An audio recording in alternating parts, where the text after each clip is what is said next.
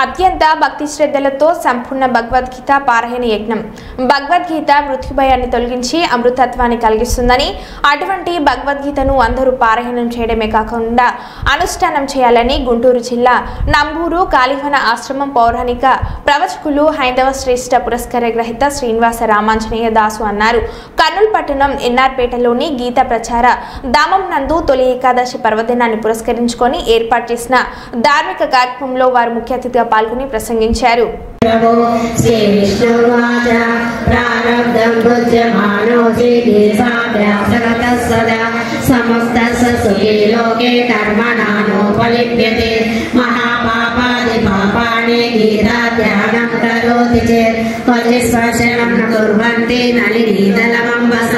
గీతాయా పుస్తకం యత్ర యత్ర పాఠ ప్రవర్తతే తత్ర సర్వాణి తీర్థాని ప్రయాగాని తత్ర సర్వే దేవాచ ఋషయో యోగినః పన్నగాచే గోపాల గోపికావాది నారదోద్రవపాచడై సహాయోధ్యాయతే శీఘ్రం.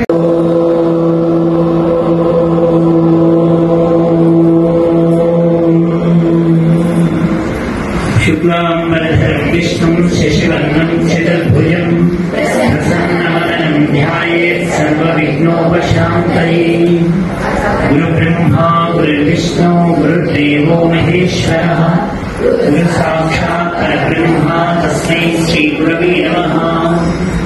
यो नित्यमच्युतपदाम्बुजयुग्मरुक्मां व्यामोहतस्तवितराणि तृणाय मेने अस्मद्गुरोर्भगवतोऽस्य दैकसिन्धोः रामानुजस्य चरणौ शरणं प्रपद्ये.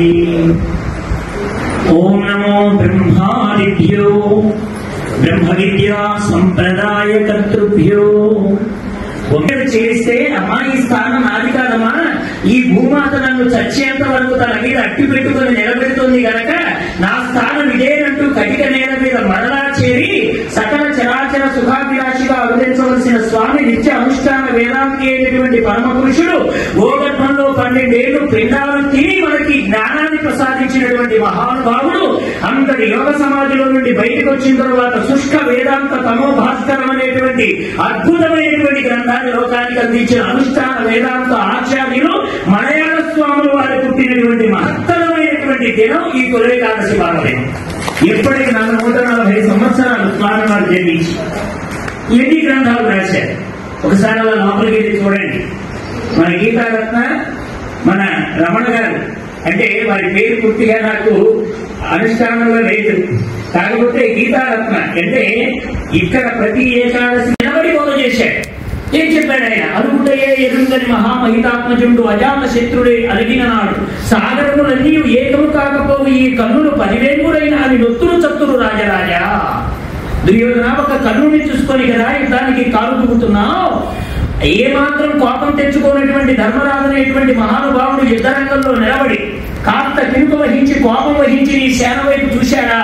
ఒక ధర్మరాజు యొక్క కంటి నుండి వెలువడినటువంటి అగ్నికణాలతో కూడిన చూపు చాలు నీ కౌరవ సైన్యాన్ని తగలెట్టడానికి అన్నాడు పరమాత్మ.